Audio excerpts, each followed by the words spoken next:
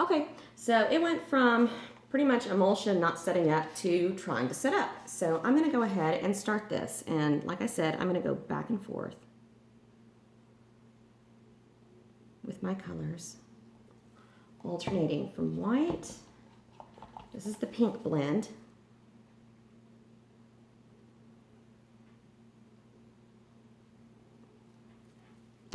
And black activated charcoal. This was mixed in a little bit of olive oil.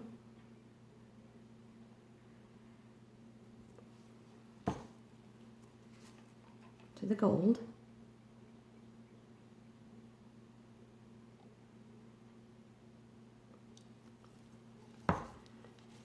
And blue.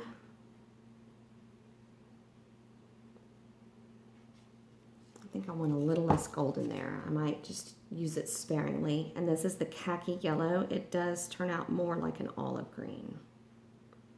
Yeah, I think I'll use a little less gold. So what I'm going to do is I'm going to keep layering this in, and I'm going to pause this, and then I will come back to show you the swirl in just a minute. Okay, I'm back. I went ahead and just filled this up. It was starting to set up a little bit, and now I'm going to go back and forth. I'm going to try to do it fine and close together. Sometimes if you separate your zigzags out too much, it doesn't quite take on the DNA swirl that you're looking for.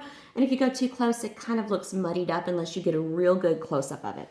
So I'm going to start in here and go from right to left.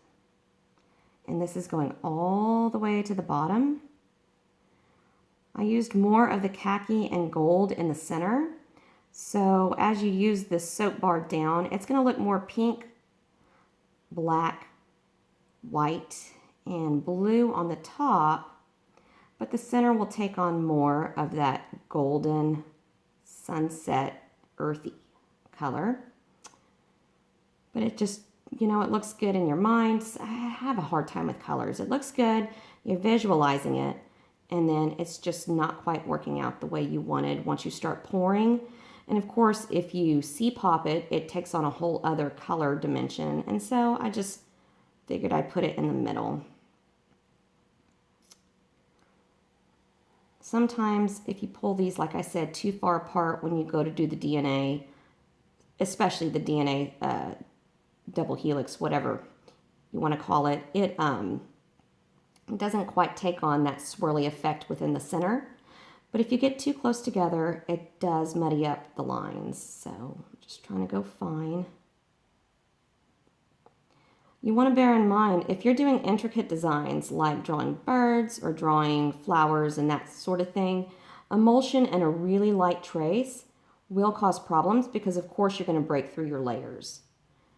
Doing pattern designs like this isn't such a problem with a little bit of a thicker trace. There, clumped up on me a little bit. That's all right, I got it. And now I'm going to go ahead and do the S shape. I'm going to go down,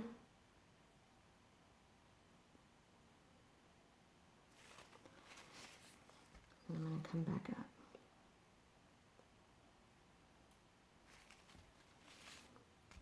And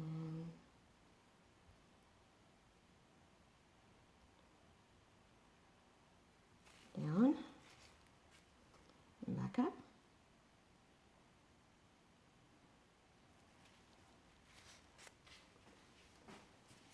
Get a fresh paper towel here.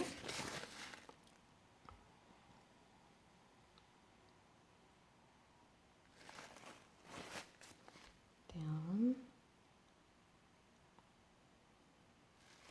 Up. One last pass. And that should do it. Let's see if I can clean this up a little bit. It was thickening up on me. When I use 40% lye, of course, I add water to my titanium dioxide, which causes the TD to thicken more than the rest of the batter.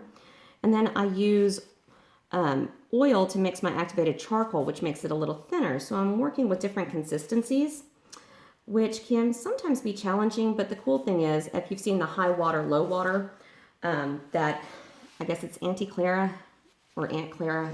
She used that high water, low water, and we've used that challenge in the past. And it can create so many different depths of color, especially if you see pop your soap. So I really like to add a high water dimension to this. I'm going to pull these off because they are covered in batter. And I'm going to try to position my camera so you can kind of see what I've done. Unfortunately, there's a glare, but I think it worked out. Let me see if you can see that. I'm going to go ahead and pause it and turn off the light. I really want you guys to see this fresh before I try to shove it into the oven. Okay, guys, that was a disaster in the making. I tried to get it into some natural light and just could not. And so I tried to take the soap outside and go ahead and start recording, but it just did not show up. So what I'm going to do is I'm going to take some still shots and post them after this video beneath the video link, and you'll be able to see what it looks like in the mold. And I'll show you cut pics as well. I hope you guys sign up for this challenge. It can be really fun. You can just do the standard patterns, but there's so many other opportunities for creativity with this. It is a really, really fun challenge. I want to see all you sign up and see your submissions, and I can't wait to. You guys, good luck. Have a great time.